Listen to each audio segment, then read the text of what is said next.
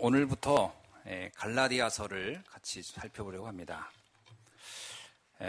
갈라디아서는 갈라디아에 있는 교회에 보낸 서신이죠. 근데 이 갈라디아 교회라는 것은 갈라디아 지방을 말하는 겁니다. 여러분, 영남에 있는 교회들, 호남에 있는 교회들, 이와 비슷한 얘기예요. 그러니까 갈라디아 교회라고 해서 어떤 한 교회 이름이 갈라디아 도시 아니고요. 갈라디아란 말은 그 전체 도시, 지역을 다 통틀어서 갈라디아라고 합니다. 그러니까 갈라디아에 있는 교회에 보내는 서신이라고 보는 게 정확합니다. 거기에는 우리가 잘 알고 있는 디모데를 만났던 루스트라, 그 다음에 더베, 안디옥, 이고니온, 이런 것이 그 갈라디아 지역에 있는 도시 이름들입니다. 그러니까 갈라디아에는 교회가 하나만 있었던 게 아니었겠죠. 뭐 더베에도 있었겠고, 루스트라에도 있었겠고, 안디옥이라는 거, 안디옥도 안디옥이 그 성경에 보면 동일 지명이 아닌 여러 지명인데 이름은 같은 안디옥이라는 것이 세 군데 나옵니다. 그 중에 소아시아 안디옥입니다. 그 안디옥이라는 곳. 그 다음에 이고니온도 한 도시이면서 지역을 나타내죠. 그곳에 있는 교회들, 이렇게 볼 수 있는데, 갈라디아는 바울이 첫 번째 선교 사역을 떠났던 곳입니다. 그러니까 예루살렘에서 북쪽으로 쭉 걸어가면 육로로 가는 겁니다. 육로로 쭉 가면 그것이 바로 갈라디아 지역이 나오죠. 소아시아라고 쭉 나옵니다. 아마 여러분이 아시지만 나중에 바울이 아시아에 가기를 원했다 할 때가 바로 이 지역입니다. 이 지역은 1차 여행하면 갔다 왔던 것이기 때문에 이곳은 제가 잘 아는 곳이었어요. 근데 하나님이 이제 마게도냐로 길을 열어서 마게도냐로 간 거를 여러분 아실 겁니다. 1차 전도 여행 때 가서 복음을 전했던 도시입니다. 근데 이 도시에서 복음을 전할 때 사도행전 14장이 바로 이 갈라디아 지역 전도 여정을 잘 기록되어 있어요. 그래서 사도행전 14장을 여러분이 집에 가서 읽어보시면 바울이 갈라디아 교회를 어떻게 개척했는지, 어떻게 전도해서 교회들을 세웠는지가 잘 나옵니다. 거기에 보면 핍박을 엄청 당했고요. 죽을 뻔했고, 그래서 여러분 알지만 루스트라에서는 돌에 맞아 죽은 줄 알고 성 밖에 집어던졌는데 다시 정신 차리고 깨나가지고 다시 성으로 들어갔죠. 왜 그랬냐? 거기에는 디모데라는 제자가 있었기 때문에 그 제자를 만나려고 다시, 이런 이야기가 바로 이 갈라디아 지역에 있었던 이야기들이에요. 그렇게 하면서 그곳에 교회를 세웠어요. 그리고 누구하고 같이 그때 갈라디아 사역을 했냐면 바나바하고 했습니다. 그래서 바나바와 팀이 돼가지고 들어가서 전도했던 지역이 갈라디아 지역이죠.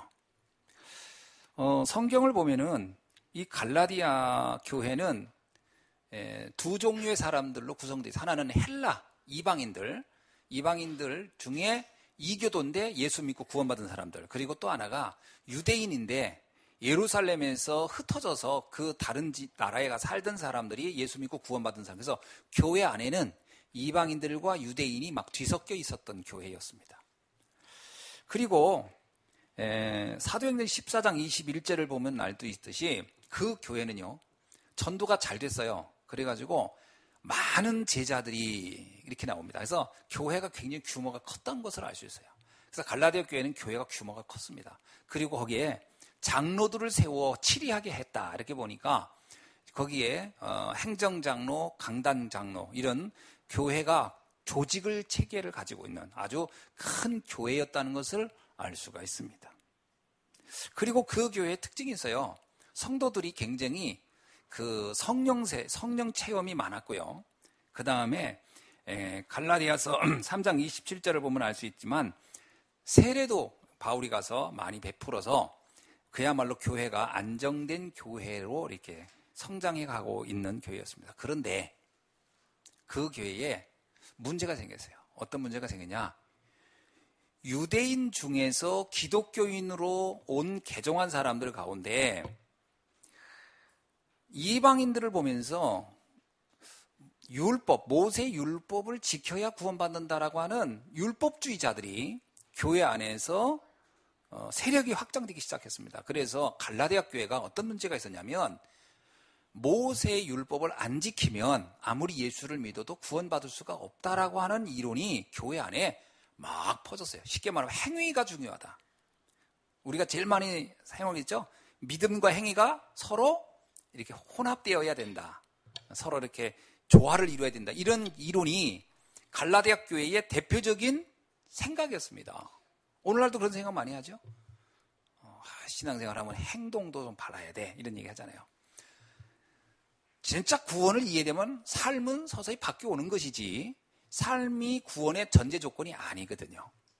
근데 이런 생각을 구분을 잘 못하니까 이 사람들이 이렇게 막 얘기를 하니까 이 갈라디아 교회가 이 말에 흔들리기 시작했어요.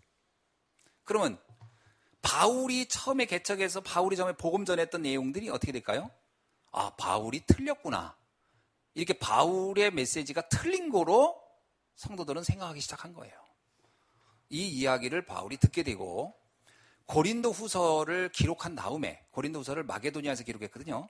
고린도 후서를 기록한 이후에 바로 급하게 쓴 서신이 바로 갈라디아서입니다. 아, 갈라디아 교회에 문제가 있구나. 그래서 바울은 급하게 이제 서신 갈라디아서를 써서 편지를 보내게 된 거지요. 그래서 이 서신의 핵심은 이겁니다. 오직 믿음으로, 오직 복음으로 구원을 얻는 것이다. 아멘이죠? 예, 그겁니다. 베드로가 그랬잖아요. 주는 그리스도시요 살아계신 하나님의 아들이십니다. 이 고백을 하니까 뭐라 그랬어요? 바요나 시몬아, 이걸 알게 한 것은 사람이 알게 한 게 아니고 하나님이 내게 알게 했구나. 그리고 이 믿음의 반석 위에 내 교회를 세우노라. 자, 그럼 교회는 예수를 그리스도로 고백한 사람은 누구나가 교회에 들어올 수 있는 겁니다. 아멘이죠? 살인자도 예수를 그리스도로 고백하면 들어올 수 있죠. 도둑놈, 도둑질한 사람도, 사기꾼도, 아니면 왕도, 대단한 학자도, 굉장한 성공자도 예수를 그리스도로 고백하면 그 순간 그는 구원받고 하나님의 자녀가 되고 교회에 들어올 수 있는 겁니다. 아멘. 그건 교회의 형성이 그렇게 되는 거예요. 그런데 문제는 그렇게 구원을 받고 영접해서 하나님의 자녀가 되어서도 삶은 여전히 변화되는 과정이었기 때문에 교회 안에는 많은 문제가 있겠어요, 없겠어요? 있는 거예요. 교회는 완성된 사람이 들어오는 게 아니고 많은 문제와 상처 속에 있던 사람이 예수를 그리스도로 구원받고 은혜 받은 사람들이, 하나님의 은혜로 된 사람들이 형성하는 것이 교회입니다. 그럼 교회에는 다양한 사람이 있다 보니까 문제가 있겠어요, 없겠어요? 당연히 있는 게 정상인 거예요. 그래서 우리 성도들은 어떻게 되냐? 그것을 세상의 기준으로 저 사람이 이래서 안 되고 저 사람이 이래서 안 되고 하는 게 아니라 그 하나님의 은혜로 온 그들을 수용하고 받아들이면서 그들이 말씀 안에서 하나하나 치유되고 변화되는 과정을 기다려주며 말씀으로 세워가는, 치유해가는 응답을 받아야 할 줄로 믿습니다. 그게 교회입니다. 교회 와서 시험 들은 사람은 교회 이해가 틀린 거예요. 아, 교회 사람들 왜 저래? 그건 뭐에 대한 도전이죠? 하나님의 은혜에 대한 도전인 거예요. 저런 사람은 교회 오면 안 돼. 난 이래서 이 교회 싫어. 이 교회 문제 있어. 그건 하나님의 전적인 은혜와 구속에 대한 도전인 거예요. 그런 사람이 다 오는 거예요. 아멘. 네. 그래서 여기서 말씀 안에서 치유되고, 그래서 나중에 서밋이 되어 가는 거예요. 아멘이죠? 예, 그런 사람 치유되어 서밋 되는 거예요. 오네시모 같은 사람이 오는 거예요. 그래서 나중에 말씀으로 변화돼서 교회의 감독이 되는 거예요. 이 교회가 그것을 담을 수 있도록 그릇을 크게 넓혀야 할 줄로 믿습니다. 그런데 만약에 율법주의가 들어오면 어떻게 될까요? 이게 문제인 게, 교회가 이제 어떻게 사람의 기준으로 판단하기 시작하는 거예요. 이 사람은 이래서 안 되고 저 사람은 저래서 안 되고 왜 너는 이걸 안 하냐? 너는 행동이 왜 그러냐? 이게 갈라디아 교회가 이렇게 되니까 갈라디아 교회는 문제가 어떻게 될까요? 안에서 분쟁이 일어나는 거예요. 서로 탓하는 거예요. 네가 왜 이래? 너는 왜 이래? 그러니까 교회 공동체가 지금 세계를 살리러 가야 되는데 안에서 싸우기 바쁜 거예요. 교회가 무너지는 비밀이 거기 있습니다. 율법적인 메시지가 들어가면 교회는 무너져 버리는 거예요. 그래서 바울이 너무 다급한 거예요. 그래서 갈라디아서 1장 7절 한번 볼게요. 7절로 한번 8절 읽어봅시다. 1장 7절 8절 시작. 다른 복음은 없나니 만일 어떤 사람들이 너희를 교란하여 그리스도의 복음을 변하게 하려 함이라. 그러나 우리나 혹은 하늘로부터 온 천사라도 우리가 너희에게 전한 복음 위에 다른 복음을 전하면 저주를 받을지어다. 심각한 거죠. 교란한단 말이에요. 교회가 분쟁으로 빠져들어가고 있구나. 그러면 세계 복음화, 지역 복음화, 현장 복음화, 사람 살리는 일 절대 할 수 없어요. 서로 쉽게 말하면 형제의 눈 속에 있는 티끌을 보고 서로 싸우는 거예요. 이제 막 이게 갈라디아 교회의 위기가 옵니다. 그러니까 이때 당시에 이 상황을 보았던 바울은 가슴이 아픈 거예요. 그래서 이 갈라디아 교회는요, 이 갈라디아서는 굉장히 바울이 강렬한 어떤 이 감정이 실려 있어요. 그래서 이 표현들이 되게 과격합니다. 너무 답답해서. 그래서 감정이 막 많이 실려 있어요. 저주로 이런 단어들이 막 쓰는 거죠, 바울이. 나중에 읽어보면요, 바울이 이런 얘기합니다. 3장 1절에 보면 한번 봅시다. 시작. 어리석도다 갈라디아 사람들아. 3장 1절 읽어보세요. 시작. 어리석도다 갈라디아 사람들아. 예수 그리스도께서 십자가에 못 박히신 것이 너희 눈앞에 밝히 보이거늘 누가 너희를 꾀더냐. 그런 겁니다. 그러면서 그 2절이 뭐랄까요? 내가 너희에게서 다만 이것을 알려 하노니 너희가 성령을 받은 것이 율법의 행위로냐 혹은 듣고 믿음으로냐. 이러면서 갈라디아 교인들에게 그 신앙의 잘못된 부분을 막 강력하게 지금 책망하고 있는 내용들을 담고 있죠. 그 갈라디아라는 지역의 배경을 보면요, BC 25년 전, 그러니까 예수님 탄생 25년 전에 로마가 거기를 침략했어요. 그리고 AD 74년까지 그것은 로마의 식민지 지역이었습니다. 그러니까 바울이 있었던 당시에 갈라디아는 로마 식민지였어요. 그러니까 거기에 사는 사람들은 사실은 실제는 로마에 의해서 완전히 장악되어 있었습니다. 그러니까 그들은 로마가 뭘 했죠? 가는 곳곳마다 신전을 세우고 거기에 충성하게 만들었어요. 그리고 사람들이 가서 전쟁하는데 이들을 다 동원하고 또 이들이 낸 세금으로 전쟁을 했어요.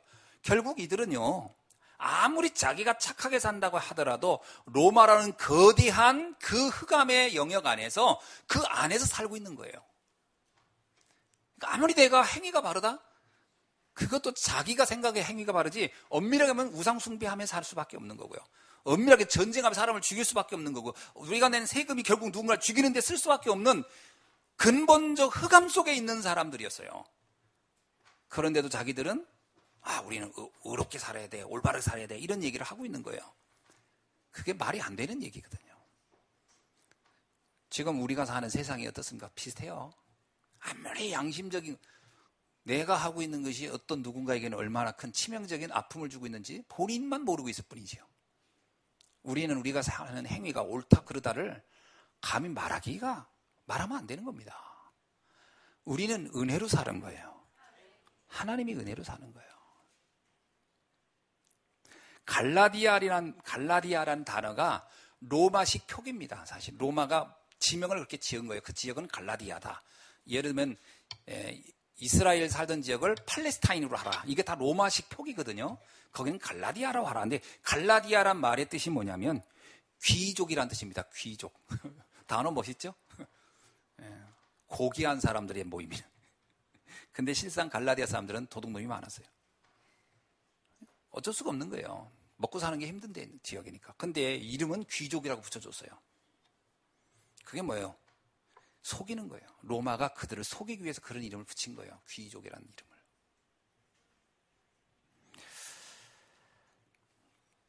그들의 인생은 자기들 마음대로 산 게 아니었어요. 로마에 의해서 움직이고 있었던 거예요.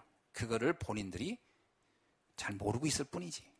그러니까 바울은 그걸 딱 보니까 이건 오직 하나님의 은혜가 아니면 여기서 벗어날 수 없다라는 걸 알고 있었어요.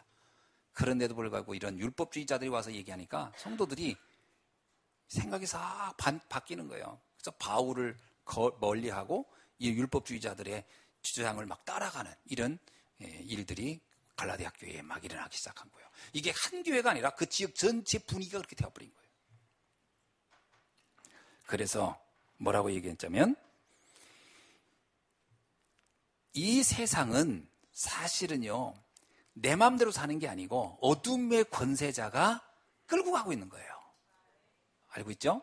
에베소서 6장 12절에 뭐라고 합니까? 사단은 통치자, 권세자, 어둠의 세상 주관자, 악의 영들을 붙잡고 끌고 가고 있는 거예요. 내가 지금 내 마음대로 사는 것 같지만 아닙니다. 그 거대한 힘이 나를 끌고 가고 있는 거예요. 이것을 알아야 돼요. 그때 당시 로마는 바로 이 큰 거대한 세력의 힘과 같은 거죠. 흑암 세력을 상징한다고 볼 수 있는 거죠. 그래서 여기에 바울이 얘기한 겁니다. 복음을 전하지 아니하면 저주를 받게 된다. 이 말은 다른 말로 바꾸면 이겁니다.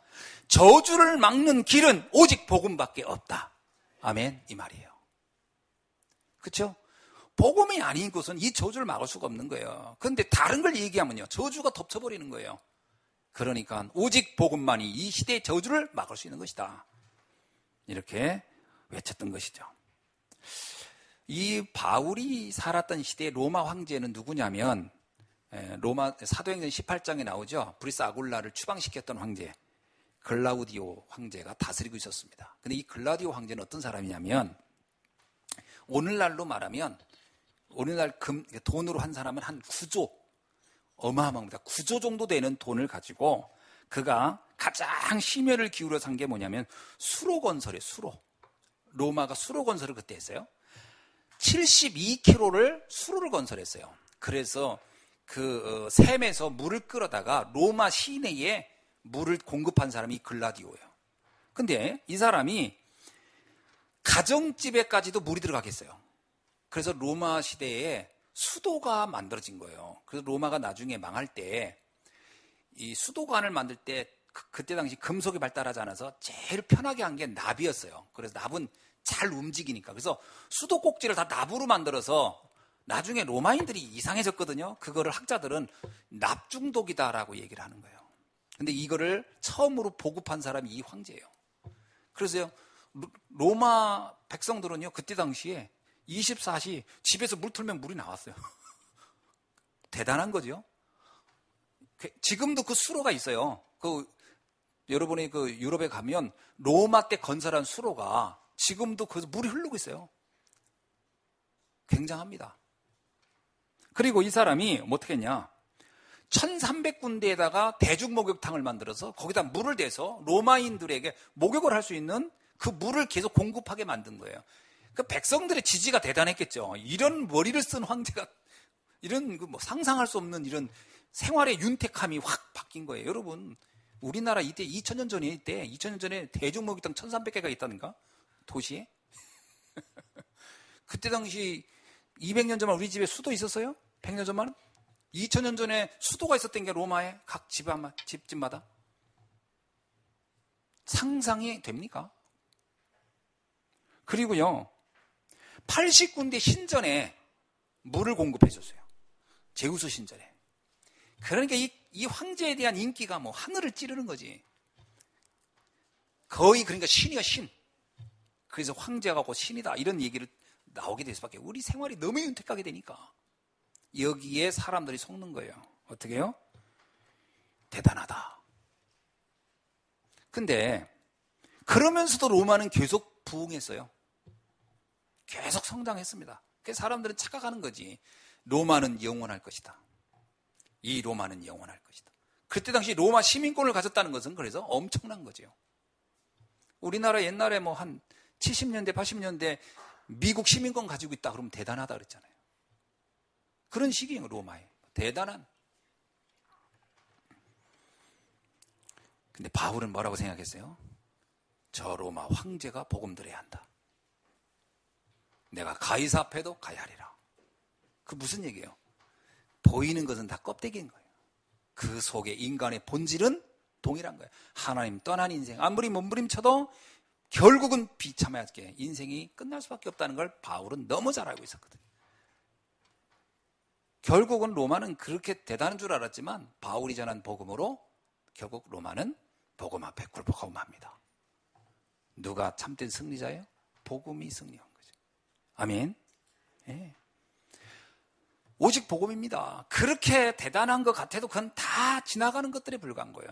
근데 갈라디아 교회 성도들은 어떻게 봤냐? 그 로마의 문화, 로마인들의 삶, 로마인들의 그 규모, 그걸 보니까요, 신앙인들의 우리 믿음, 복음 너무 초라해 보이는 거예요.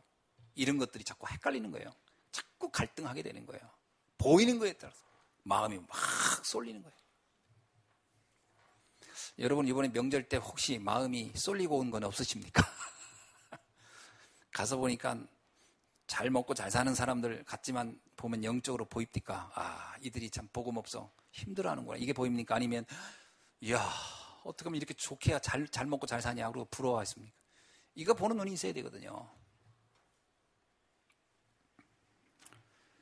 그래서 오늘 바울이 얘기한 겁니다. 자, 오늘 1절 한번 볼까요? 시작. 사람들에게서 난 것도 아니요 사람으로 말미암은 것도 아니요 오직 예수 그리스도와 그를 죽은 자 가운데서 살리신 하나님 아버지로 말미암아 사도된 바울은. 아멘. 자, 바울은 이렇게 말합니다. 내가 이 복음을 알게 된 거, 이것은 사람들에게 의해서 사람으로 말미암은 어떤 이론과 지식이 아니고 이건 하나님의 은혜로 되어진 것이다. 우리가 이 영적 세계를 아는 것은요, 이건 어마어마한 은혜 중에 은혜인 거죠. 아멘이죠? 여러분이 지금 복음을 안다는 것은 이건 정말 천지개벽할 일입니다. 어마어마한 기적 중에 기적이 복음 안 거예요. 은혜 중에 은혜가 복음 안 겁니다. 돈 많이 번 게 은혜입니까? 아니에요. 그건 그냥 약간의 편리함이 생긴 것뿐이지 진짜 은혜 중에 은혜는 뭐냐? 내가 구원받은 겁니다. 이건 로마 황제들 대부분 여러분 아시죠? 로마 황제들이 그렇게 대단한 것 같은데 대부분 어떻게 죽었어요? 로마 황제 대부분 살해당했어요. 거의 다 네로 자살했잖아요. 거의 황제들 다 자살하거나 살해당하고 죽었어요. 그들이 신처럼 여겼지만 아무것도 아니었던 거예요. 진짜는 하나님의 자녀가 최고의 축복이요 은혜요 특권인 줄 믿으시기 바랍니다. 이것을 깨달은 사람을 가리켜서 영적 서밋이다 이렇게 하는 거예요. 그죠? 이게 영적 서밋인 거예요. 서밋 중에 서밋이 영적 서밋 아닙니까? 하나님의 자녀. 마태복음 16장 17절에 베드로가 주는 그리스도시여 살아계신 하나님의 아들이라는 고백을 했을 때 뭐라고 나옵니까? 이는 이것을 내게 알게 하니는 혈육이 아니요 하늘에 계신 내 아버지시니라. 이거는 하나님의 특별한 은혜가 없이는 알 수 없는 비밀인데 어찌하여 네가 이걸 알았느냐. 참 축하한다 이 말 아닙니까? 오늘 여기 계신 여러분에게도 이 축복을 받기에 합당한 줄 믿으시기 바랍니다. 옆 사람한테 인사하세요. 정말 대단한 분이십니다. 대단한 분인 거예요, 이거.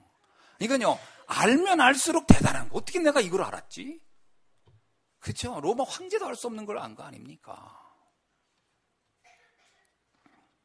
그래서 내가 구원받고 내가 하나님 자녀되고 내가 전도자 된 것은 하나님의 특별한 은혜를 받은 결과인 줄 믿으시기 바랍니다.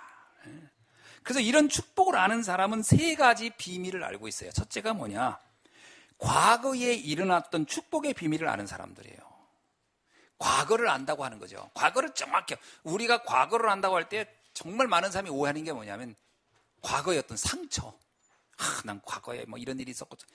그건 과거를 잘못 알고 있는 겁니다. 과거를 안다는 얘기는 과거에 일어났던 복음의 비밀과 축복을 아는 사람이라고 말씀드릴 수 있어요.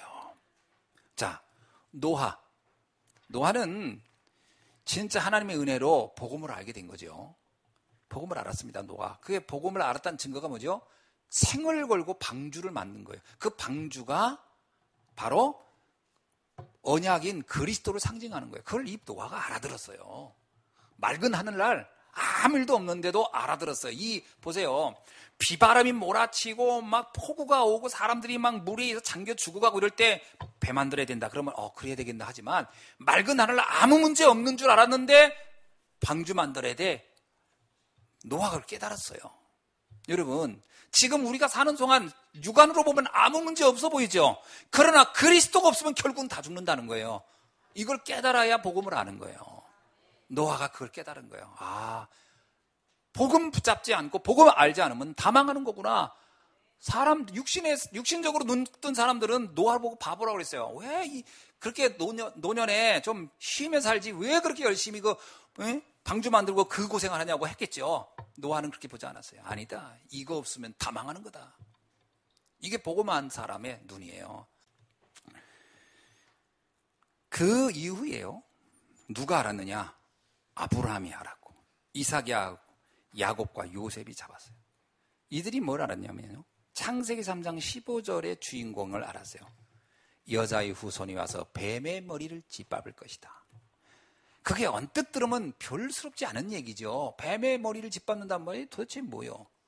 그러나 이것이야말로 이 땅의 그 저주와 재앙을 막을 유일한 길이구나. 이걸 알았다는 거예요.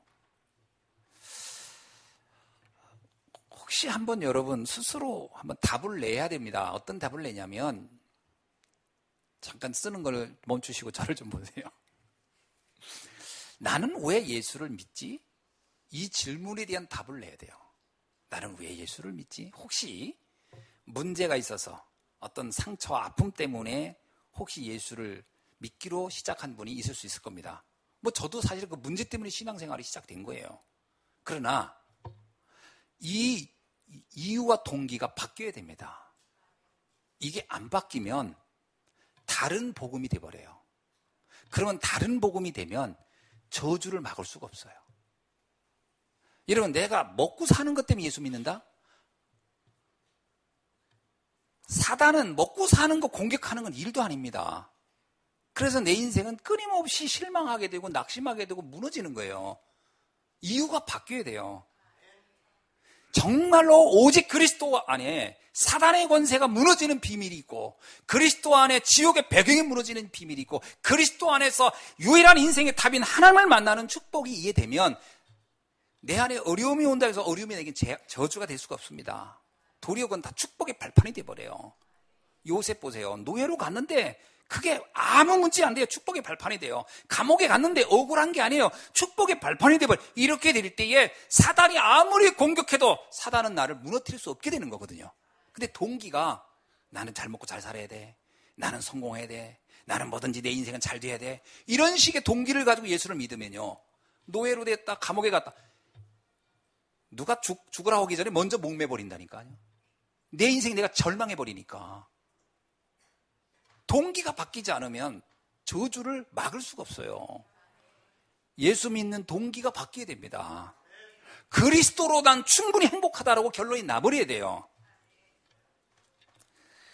제가 좋아하는 성구가 있어요. 한번 말씀을 보겠습니다. 어디 나오냐? 하박국서, 구약성경 하박국서 3장 17절로 18절을 한번 읽어봅시다. 이게요, 하나님을 믿는 동기가 바뀐 사람만 할 수 있는 고백이에요. 동기 안 바뀌면 이게 절대로 이런 고백이 나올 수 없습니다. 믿음의 동기가 바뀌어야 돼요. 자, 한번 읽어봅시다. 시작. 비록 무화과 나무가 무성하지 못하며 포도나무에 열매가 없으며 감람나무에 소출이 없으며 밭에 먹을 것이 없으며 우리의 양이 없으며 외양간에 소가 없을지라도, 그럼 어떻다는 거예요? 지금 가난하다는 거예요. 엄청 지금 빈곤한 거예요 지금. 자, 그런데 그 다음입니다. 시작. 나는 여호와로 말미암아 어떻다? 즐거워하며 나의 구원의 하나님으로 말미암아 기뻐하리로다. 아멘. 이렇게 동기가 바뀌어야 돼요. 이게요, 17절만 읽어놓고 18절은 우리가 이 동기 안 바뀌면 이럽니다. 나는 여호와 때문에 열받고, 나는 구원이나 준다는 하나님 때문에 짜증난다.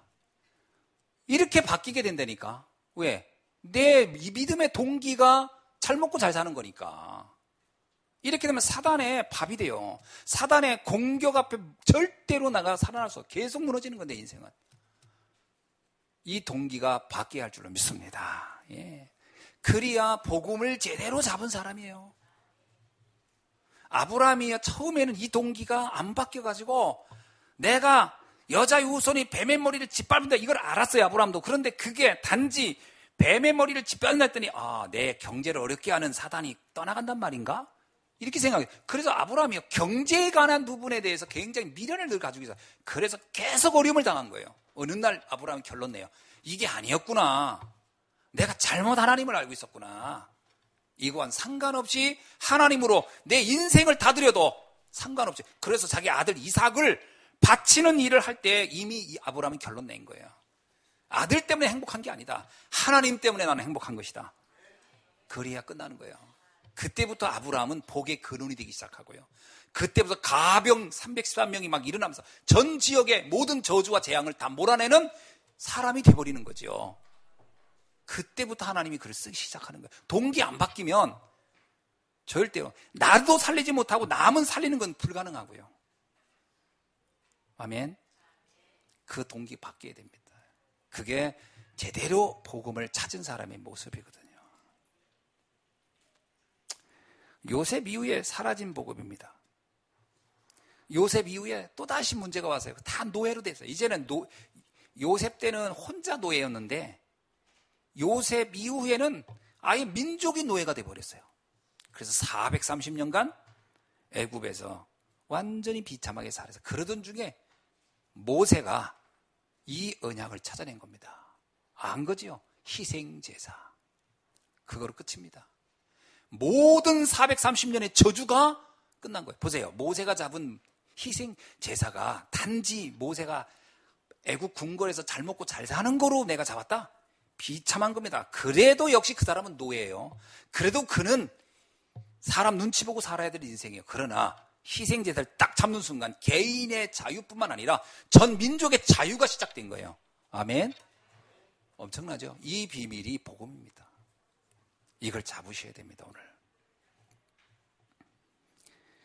가나안에 14명의 사사가 있었지만 가나안에 정착한 이후에 14대 사사가 지나갑니다. 그 기간이 보통 역사적으로는 330년 정도 돼요. 330년 동안 끊임없이 언약을 놓쳐가지고 또 문제하고 또 문제하고 계속 옵니다. 블레셋한테 아주 그냥 굉장히 고통을 당해요. 왜? 이들이 잡은 복음이 뭐였어요? 사사시대 복음이 생활의 여유였어요. 평안함. 복음이 그렇게 변질되니까 재앙이 계속 오는 거예요. 어느 날 사무엘 다윗이 언약을 제대로 잡았어요. 언약궤라는 걸 잡았어요. 그 안에 하나님의 모든 언약과 비밀이 있는 거 그리스도구나. 그날로부터 끝난 겁니다. 그래서 블레셋은 다윗이 완전히 끝내버리고 만 거예요. 더 이상 블레셋 시대의 저주는 끝난 거예요. 이렇게 돼야 되는 겁니다. 아멘. 네. 그리고 다시 다윗 왕 이후에 복음이 또 사라져요. 그래서 국가는 남과 북으로 갈라지고요. 그 기간이 400년이 400년. 400년 동안 또 이스라엘 백성은 끊임없이 포로가 되고 하여튼 야수로 바벨론 계속 고통을 당합니다. 문제는 또 계속 오는 거예요. 언약 놓쳤다 하면 사단이 밥이 돼버리는 거예요. 열심히 살았지만 아무 상관없었어요. 그러던 어느 날 이사야가 깨달았어요. 그게 처녀의 아들이 와서 여자의 후손이 와서 뱀의 머리 기간이 처녀의 아들이 임마누엘 하리라. 임마누엘이란 비밀을 바로 잡은 사람이 이사야예요. 그날로부터 포로에서 돌아오는 응답이 오기 시작합니다. 그리고 또 다시 포로에서 돌아와서 성전을 재건합니다. 그게 수룹바벨 성전이에요. 그때 이스라엘 백성들은 알았어요. 야, 오직 이 언약을 붙잡고 살아야 돼. 근데 수룹바벨 이후에 다시 언약은 또 무너집니다.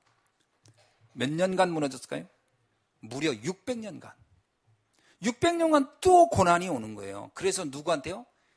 여러분이 잘 알고 있듯이요. 알렉산더한테 당하고, 알렉산더 부하들한테 당하고, 그리고 마지막에 로마한테 당하고. 만신창이가 된 거예요, 이스라엘이. 그러던 어느 날 초대교회 베드로가 발견했어요. 주는 그리스도시요 살아계신 하나님의 아들이십니다. 그것으로 로마는 끝난 거예요. 그 언약 잡은 사람들로. 이게 복음입니다. 이 내가 복음을 알았다는 것은 단순히 나 개인에게만 국한된 것도 아니에요. 이건 나를 떠나서 나의 가정과 가문과 시대와 미래를 완전히 바꾸는 답이 그 안에 있는 줄로 믿습니다. 이게 하나님 우리를 부르신 목적이거든요. 그러니까 여러분 언약을 잡았다는 것은 한 시대를 놓고 미래를 놓고 주신 말씀인 거예요. 그래서 이 언약 잡으면 100년의 응답, 1000년의 응답이란 말이 이게 과장법이 아니에요. 그냥 듣기 좋은 말이 아니에요. 실제로 그 언약을 잡은 가문이 다 바뀔 겁니다. 지금 여러분이 이 언약 속에 있잖아요. 그럼 목사님 제가 이 언약 알고 있다고 해서 지금 달라진 게 별로 없는, 기다려보세요. 여러분의 후대와 그 후대에 어떤 일이 일어날지. 그건 함부로 말하면 안 되는 거예요. 잘 기억하셔야 됩니다. 내가 그래서 복의 근원이 됐구나. 아멘. 서로 인사하세요. 복의 근원이 된 것 축복합니다. 저는 저 자녀들한테 좀 죄송합니다. 눈꽃만큼도 미안한 게 없어요. 당당하지. 왜? 나는 최고의 것을 주었다고 보는 거. 확신하는 거야 나는. 너의 미래와 네 후대의 미래는 끝났다. 완전히 그리스도로 끝난 거야. 난 최고의 것을 주었어요. 분명히 내가 집 한 채 절대 못 줄 겁니다. 나는. 차 한 대도 나는 못 사줘요. 왜? 내 능력으로는 불가능해. 그러나 해 아래 모든 집이 우리 자녀들의 것이며 이 땅에 다니는 차는 다 저들이 찰 것이며. 왜? 하나님이 함께하면 되는 거예요. 뭐가 문제입니까? 최고의 것을 난 주었어. 1000년의 응답을 받게 될 것이다. 초대교회 이후에 복음이 또 사라져요. 그래서 교회가 또 타락합니다. 그게 몇 년? 1500년간. 그때 한 사람이 깨달았어요. 루터입니다. 로마서 1장 16절씩 의인은 믿음으로 말미암아 살리라. 그것으로 끝난 겁니다. 그리고 중세의 모든 암흑시대가 그거로 종말을 고하고 만 거예요. 루터 개인이 삶이 평안했냐 즐거웠냐 그건 아무 상관없어요. 루터는 어떤 면에서 평생을 도망 다니고 숨어 살았습니다. 그러나 루터는 불행하다고 생각한 적이 없어요. 왜? 그것으로 자신이 하나님이 이 땅에 준 최고의 응답을 이미 받았기 때문에요. 그래서 루터의 찬양이 내주는 강한 성이요. 그게 루터의 찬양 아닙니까? 어떤 흑암의 세력도 주님의 이 방패로 다 막아낸다. 끝났다는 거예요. 이 언약이 오늘 여러분에게 확인되는 날이 되기를 주의 이름으로 축원합니다. 그래서 내가 참 복음을 이해하고 잡았다라고만 여러분이 믿어지신다면 여러분 주변의 역사는 모든 가문의 저주, 후대에 일어날 저주는 이미 끝난 줄로 믿습니다. 자, 둘째. 이걸 아는 사람들이에요. 이걸 아는 사람이 과거를 제대로 안 거예요. 그 언약이 지금 나한테 왔구나. 그죠? 로마서 16장에 뭐라고 나옵니까? 영사전에 감추었다가 이제는 나타나신 바 된 그 영원한 복음이 나한테 왔다는 거 아닙니까? 그게 여러분에게 온 거예요, 지금. 그 로마서 16장에 바울만 고백하는 얘기가 아니고 오늘 이 시대에 저와 여러분의 고백인 줄로 믿습니다. 저도 너무 놀라운 거예요. 야, 어떻게 그 노아 깨달았던 복음을, 그 요셉이 깨달았던 복음을 어찌 내가 알게 됐을까? 은혜 중에 은혜구나. 그게 오늘을 발견한 사람입니다. 자, 오늘을 아는 사람은 누구냐? 세 가지를 확신하고 누리는 사람이에요. 첫째가 뭐냐? 갈보리 산의 언약입니다. 갈보리 산의 언약이 뭐냐? 한마디로 말하면요, 그리스도가 십자가에서 모든 저주와 재앙을 다 끝낸 거예요. 이걸 믿는 거예요. 정말 여러분 이걸 믿으시기 바랍니다. 네. 믿는 자에게 역사가 일어나는 거예요. 그래, 모든 저주와 재앙은 끝났구나. 그러면 내 안에 지금 일어나고 있는 모든 문제와 사건은 무슨 뜻일까요? 하나님의 숨겨진 계획이 있는 사건인 거예요. 그게 당장은 어렵고 당장은 답답하고 당장은 해결이 안 되는 것은 뭐예요? 아닙니다. 하나님의 위대한 계획이 있는, 하나님의 사역을 담당, 그 숨겨진 하나님의 계획이 있는 사건이다. 그러면요, 감사하게 되죠. 야, 정말 감사하구나. 그죠? 그리고 감사하는 정도가 아니죠. 나중에는 뭐냐? 아, 이게 축복이었구나. 이렇게 바뀌어져야 되는 거죠. 여러분의 과거가 어떻게 바뀌어야 된다고요? 야, 이게 하나님의 계획이 있는 것이었구나. 이게 발견돼야 돼요. 두 번째는요. 야, 이게 감사한 일이었구나. 세 번째는요. 이게 축복이구나. 아멘. 여러분의 과거가 축복으로 보입니까?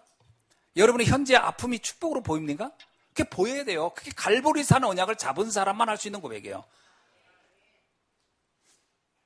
옆 사람한테 얘기합시다. 지금 우리 성도님이 겪고 있는 그 문제가 축복입니다. 시작.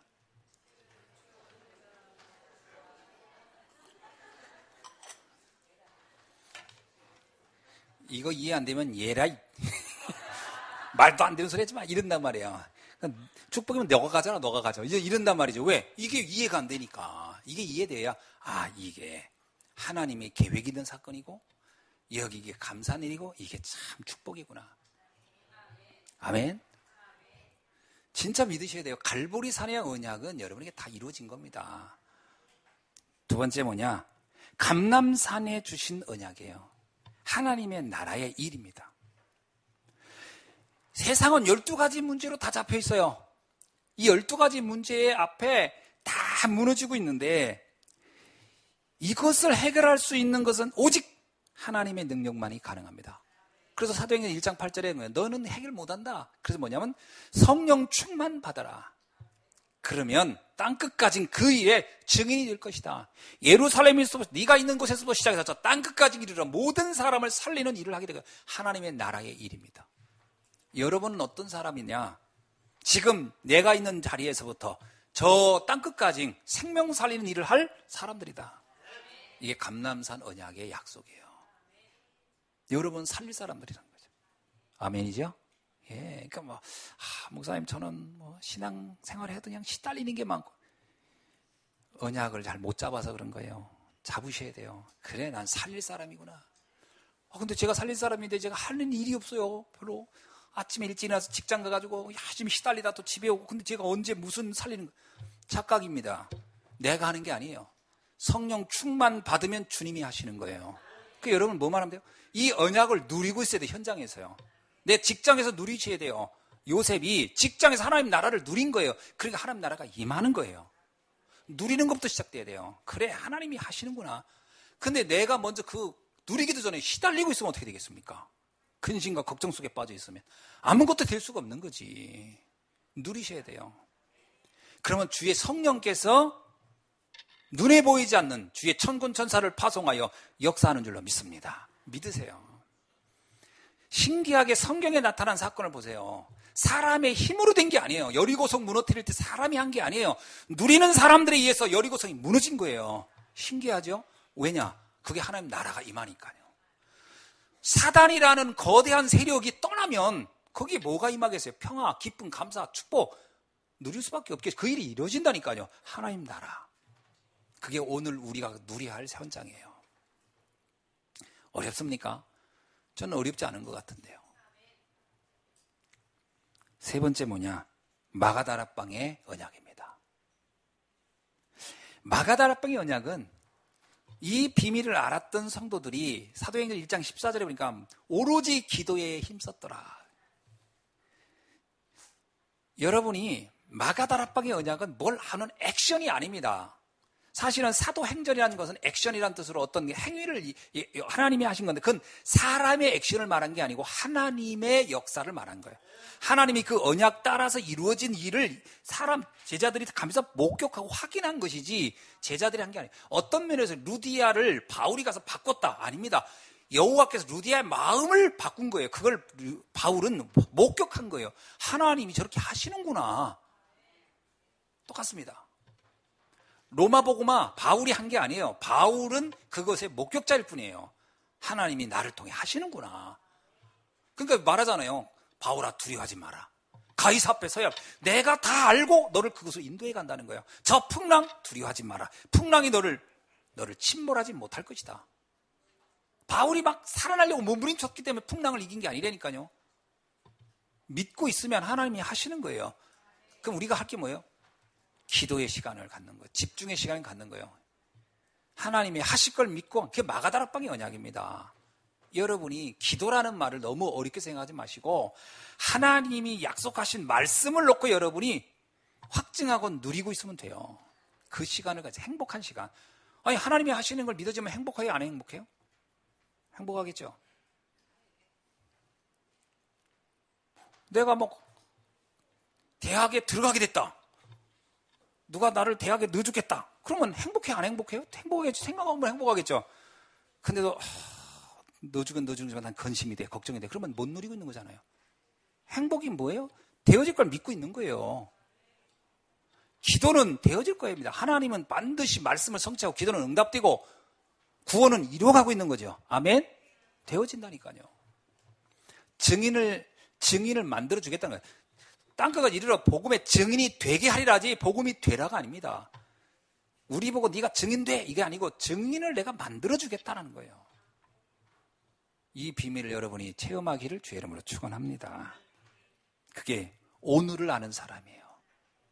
그럼 오늘이 뭐가 나오겠어요? 참 감사와 기대가 있겠죠. 그래서 오늘이 날마다 기대가 돼 있어야 돼요. 아멘. 셋째, 미래를 아는 사람입니다. 미래는 뭡니까?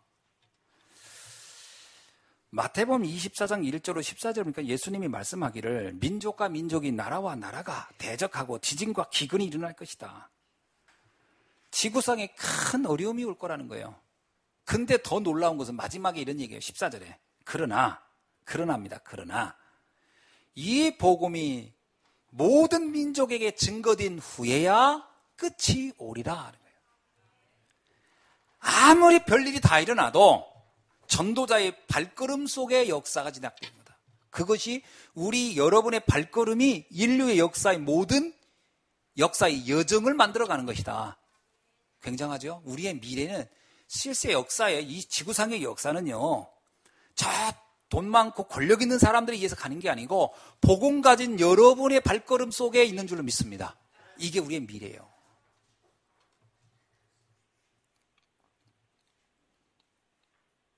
이걸 알고 있는 사람들은 현재 일어나는 일들에 대해서 두려울 게 없는 거죠. 요한계시록을 놓고 무섭다 하는 사람이 있더라고요. 그건 말이 안 되는 얘기예요. 요한계시록의 핵심은 이겁니다. 온갖 다양한 일들이 일어날 거예요. 그러나 너희는 이겼으니 담대하라는 거예요. 걱정하지 말라는 거예요. 너희는 그렇다 하더라도 너희는 상관없다는 얘기예요. 이 시대, 재앙의 시대에 그걸 너희들이 살리게 될 것이다. 그 얘기가 계시록의 얘기입니다.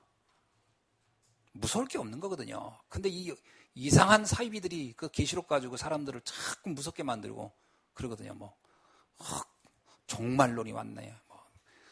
전철련, 후철련 이러면서 속지 않으셔야 됩니다. 사도행전 11장 19절에 보세요. 큰 환란이 왔어요. 근데 그것이 언약 잡은 성도들에게는 아무 문제가 없고 도리 안디옥 교회를 세우는 시작이 돼요. 그렇습니다. 환란은 우리에게는 아무런 문제가 안 된다는 거예요. 언약 안에 있는 사람에게. 아멘? 예. 그래서 갈라디아 1장 4절을 뭐라고 얘기합니까? 자, 봅시다. 시작. 그리스도께서 1장 4절 보시다. 그리스도께서 하나님 곧 우리 아버지의 뜻을 따라 이 악한 세대에서 우리를 건지시려고 우리 죄를 대속하기 위하여 자기 몸을 주셨으니 영광이 그에게 세세토록 있을지어다. 아멘. 어떤 시대의 재앙도리를 무너뜨릴 수 없다. 이걸 믿으시길 주의 이름으로 축원합니다.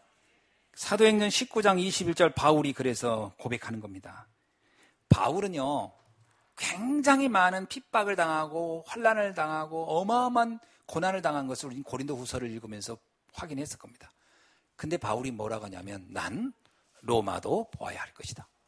우리가 생각하면 그 어려운 중에 무슨 로마 보고만을 가능하겠냐 네가 이럴 거 아닙니까? 여러분이 바울 옆에 있으면 이랬을 겁니다. 선생님 정신 차리세요. 선생님 몸 하나도 간수하기 어려운 주제에 무슨 로마입니까? 이럴 리가. 근데 바울은 기분 나의 미래는 하나님의 계획 속에 이미 나에게 붙인 것이다. 나중에 여러분 갈렙이 그런 얘기하잖아요. 이 산지를 내게 주소서. 왜냐? 40년 전에 하나님이 약속으로 내게 붙여주신다고 약속했다. 그러니까 나는 내가 아무리 노인이라도 내 80 먹은 노인이라도 상관없이 나는 이걸 난 정복할 수 있다. 그리고 갈렙이 갔어요. 실제로 갈렙이 그 산지를 정복합니다. 아멘이죠? 미래는 하나님이 우리에게 붙여준 거예요. 약속으로 주셨다니까요. 여러분의 로마를 여러분의 언약 속에 잡으면 여러분의 수준과 상관없이 로마는 여러분이 장악하게 될 줄로 믿습니다. 그래서 나의 땅끝을 잡으셔야 돼요. 나의 로마. 나는 어디에서 이 생명운동을 할 것이며 어디에서 내가 이것을 통한 전 세계에 살릴 것인가. 여러분 잡으세요. 내가 아줌마고 주부인데 무슨 내가 로마가 있겠습니까? 아닙니다. 여러분도 잡는 순간 하나님은 여러분의 수준과 상관없이 그 로마를 바꿔갈 줄로 믿습니다. 교사들도 그거 잡으셔야 돼요. 내가 최고로 천안에서 가장 많은 렘넌트를 살리는 교사가 되겠다. 나의 로마거든. 잡으시면 하나님이 역사합니다. 근데 보통 우리는 내 수준에 내가 잡혀버렸어요. 아이고, 나 같은 게 뭘 하냐고. 그게 전형적인 그 착각을 했던 게 초창기 모세입니다. 모세는 내 나이에 내가 뭘 하겠어, 내가. 내가 얘기하잖아요. 하나님이 열받아서 모세 죽여버리려고 했다고. 왜? 그 엄청난 축복을 줬는데 모세는 아무것도 못하겠다고 하니까 이 얘기에 쉽게 말하면 넌 더 이상 살 가치가 없어. 그러면 너는 이미 꿈이 없다는 건 죽었다는 거 아닙니까? 아무런 난 살 꿈이 없어. 그럼 죽은 거지요. 언약을 잡으시기 바랍니다. 사도행전에 뭐라고 나옵니까? 꿈을 꾸며 환상을 보며 예언을 할 것이다 그러거든요. 성령의 임재하며 하나님이 함께가 정말 믿어지면 꿈을 꾸는 것이 예언을 하는 것이고요. 그 다음에 우리가 미래를 보는 거예요. 당연히 그게 당연한 거거든요. 그래서 여러분의 로마가 있어야 됩니다. 나의 로마, 나의 땅끝. 하나님 나를 이 시대에 복음 말게 하셨고 나에게 전 세계 재앙 막는 일을 내게 맡겨주셨다면 내가 능히 이것을 감당하겠습니다. 이걸 할 수 있는 힘을 주시고 사람을 붙여 주옵소서. 불신자들도 그런 얘기 하더라고요. 꿈은 나 혼자 이루지 않는다. 내가 꿈을 꾼다면 꿈을 함께 이루어줄 사람은 하늘은 붙여준다. 불신자도 이런 말 하더라니까. 신기하게. 우리는 하나님이 함께 하는데 왜 그런 고백을 못합니까? 아멘이죠? 예. 바울의 입장이나 환경을 보면 로마도 보아야 하리라는 말은 사실 어불성설이에요. 그러나 그거와 상관없이 하나님은 바울을 그 사명을 감당하도록 인도하셨던 거죠. 그래서 로마서 16장 사람들을 붙여준 거예요. 당연히 16장 사람들이 오는 거죠. 자, 말씀을 맺습니다. 그러면 어떻게 살아야 하느냐? 시작. 가장 중요한 게 있습니다. 영적 서밋으로부터 시작하는 겁니다. 창세기 39장 3절에 뭐라고 하냐면 여호와께서 요셉과 함께 하심을 그렇습니다. 하나님이 나와 함께 하는 것을 누리는 것이 영적 서밋입니다. 그것이 모든 것의 시작입니다. 하나님이 지금 나와 함께 하신다. 그러면 두 번째 기능 서밋이 와요. 창세기 39장 4절에 보니까 요셉을 가정 총무로 삼고 그렇습니다. 하나님과 함께하는 사람은 달라요. 그래서 그에게 세상은 그를 필요로 합니다. 하나님이 함께하는 사람은 누구를 봐도 그 사람이 필요한 사람이 돼요. 시달리는 사람을 사람들이 갖다 쓰진 않아요. 맨날 죽겠다는 사람 놓고 우리 회사 와서 좀 하자. 그럴 사람은 한 명도 없어요. 임마누엘이 되어져야 됩니다. 세 번째입니다. 문화 서밋입니다. 창세기 39장 5절 여호와의 복이 그의 집과 그의 밭에도 임하였느니라. 변화가 시작됩니다. 아멘. 나중에 장관도 바꾸고요. 나중에 바로왕도 변화시켜요. 그게 문화 서밋입니다. 시작은 영적 서밋에부터 시작되는 거죠. 우리 사랑하는 우리 예수안교회 성도 여러분, 하나님이 나와 함께를 진짜 언약으로 붙잡고 날마다 24 누리시는 여러분 되길 주의 이름으로 축원합니다. 주님은 그 나머지 25 영원 재창조의 역사를 하나님은 이루어 가실 것입니다. 이 응답의 주인공이 되시기를 주의 이름으로 축원합니다. 기도하겠습니다. 하나님 감사합니다. 축복의 자리에 있는 사람들, 그들의 비밀을 오늘 다시 한번 바울을 통하여 확인하게 하시니 감사합니다. 오늘 이 시간 우리가 과거에 일어났던 복음의 비밀을 아는 이 언약을, 이 비밀을 알게 하시고 오늘의 축복을 알게 하시고 미래의 축복을 알게 하심을 감사합니다. 하나님이 이것을 붙잡고 영적 서밋에 도전함으로 하나님과 함께하는 인생의 가장 축복된 삶이 날마다 되어지게 하옵소서. 그래서 치유하는 전도자가 되게 하시고 살리는 서밋의 전도자의 응답을 누리게 하옵소서. 예수 그리스도의 이름으로 기도하옵나이다. 아멘.